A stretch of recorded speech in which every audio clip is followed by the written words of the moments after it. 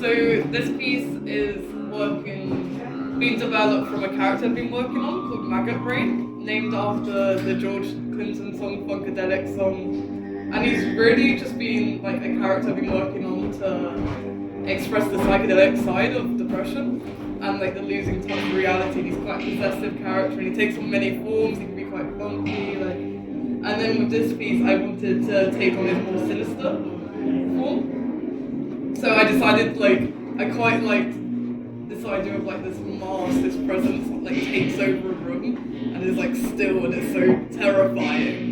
So the installation is really like about this mask, the metal mask, interacting with the character in the film, making him feel like just essentially crazy. And yeah, so that was the idea, and then I based the synth soundtrack of like 60s like retro like futuristic synth soundtracks like Forbidden Planet and like Clockwork Orange and Shining like opening.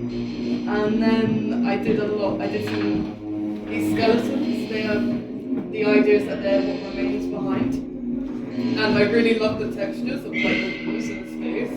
So when getting the idea for like Maggot's friends, I wanted to use material that would blend into the space and leave like these ghostly like figures. So yeah, I did them on the clear acrylic and then yeah, so that was the idea behind this piece. My name is Konstantinos, and I'm a student at Chelsea UAL. My work, I use the means of installation to describe various philosophical concepts. Like the one that I'm representing right now is determinism. Determinism represents the notion that everything that exists only because of pre-existing causes, and completely diminishes the idea of free will. So that plays a big part in religion and in role, and can give a lot of attributes to many beliefs around morals and ethics. I don't want to state an opinion on this, but it's a really good thing to play around, to understand various other things through it as a gateway to multiple other metaphysic philosophies. So basically, there's a string attached to a rope that creates ripples in the water, and those ripples in the water create actions, symbolizes the actions that life might take throughout its life that are caused by other actions, and that creates a pattern that's diminishing and creating itself over and over again. Basically, that's.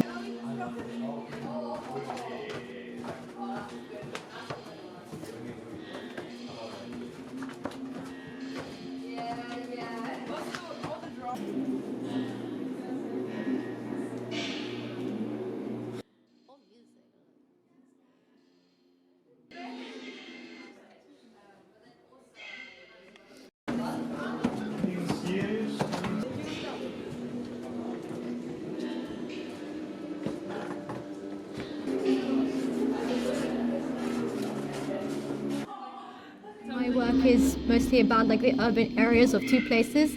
So as you can see, there's like a portal up, and it will project like a glitch and things.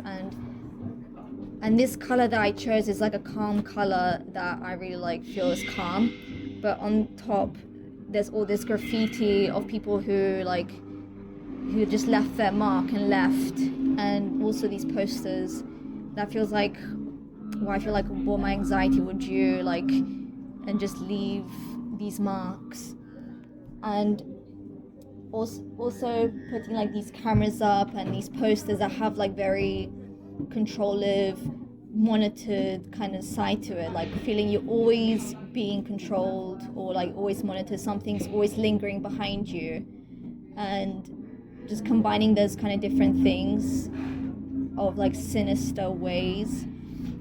And this kind of just helps, like, you want to relieve like this, like all this paranoia, and just you go up into like somewhere you feel that was dark, and you can go up to like to light, when you feel comfortable, and you have these signs saying like these nasty things like the universe don't care, don't go up there, and people trying to stop you to like, you know, have what you like and do what you like, and it's just a nice experience of seeing other people like tagging their own stuff, walking up, and how they kind of interact with my work.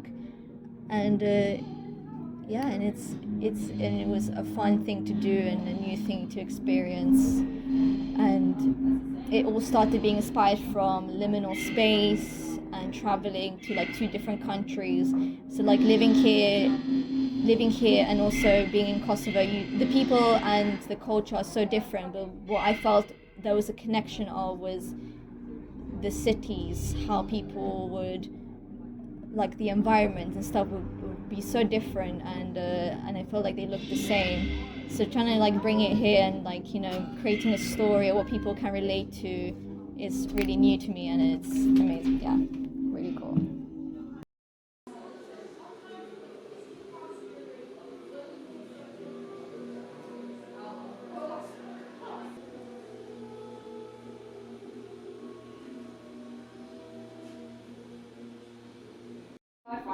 Hi, I'm Natalia Cañara. I am a student at UAL Chelsea Year 2, and this is our off-site show for the second year. Basically what I have for you today is like an abstract piece. My work has no concept behind it, so really like the essence of my work is just experimental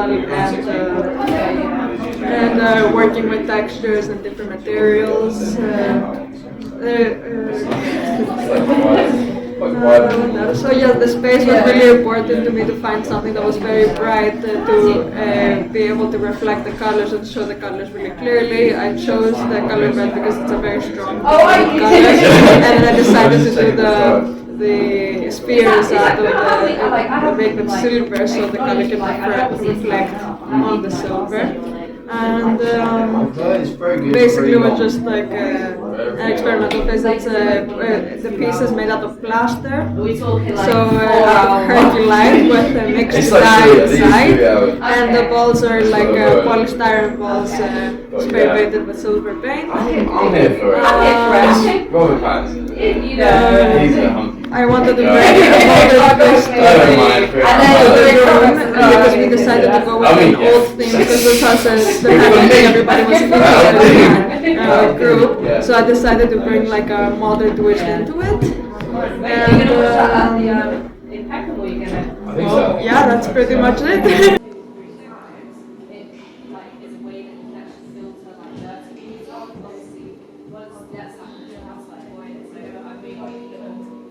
Books are kind of the ones that I've been looking at as well.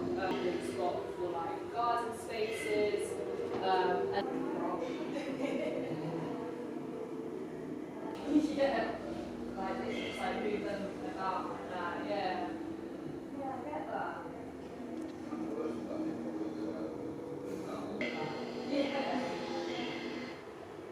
Yeah, it's really interesting, like the juxtaposition. Like this is a proper like room, and then there it's like. Hi, my name is Roisin, and I have been working in an exhibition, and all my work is based off a collection of postcards that I found at the end of a market, and it was a woman's whole life's collection, so from when she was living with her parents up to when she died.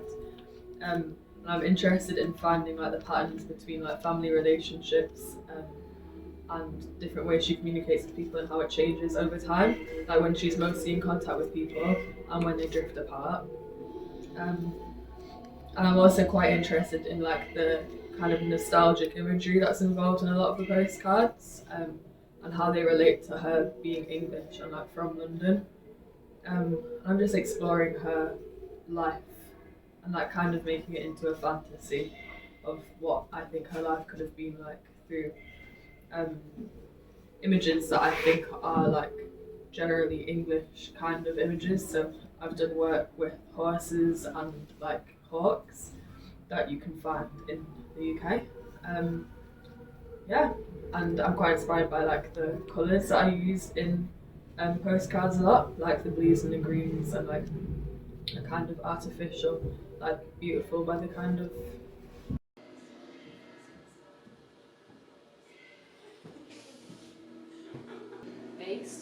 survivor who's grown up in London, and they're currently, or we don't know if they're what they've done is they know that the 4 main things for survival is water, fire, food, and shelter. And in this space, we're kind of exploring the 4 elements of survival that is required to survive. Well, the gist of it. Yeah.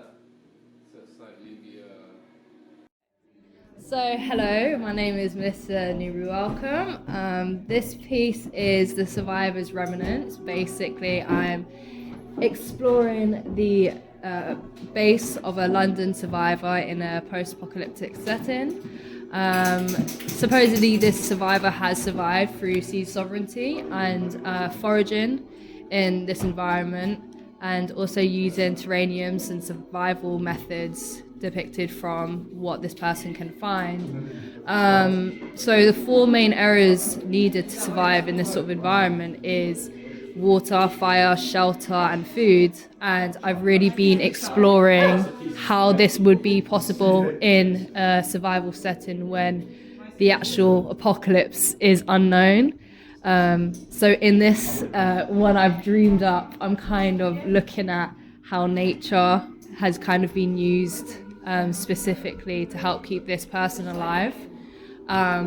So we've got the person trying to keep their sanity and a little bedding area. I've also supplied some of the books that I've been using for my research as well.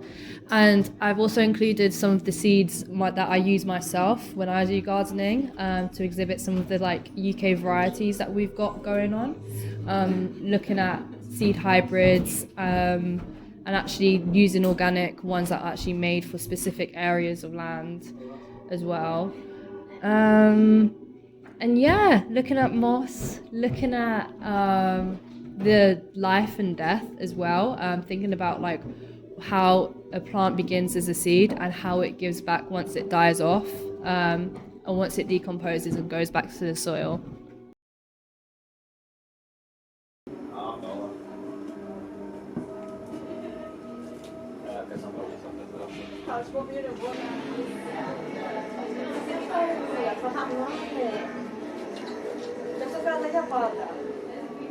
Gracias.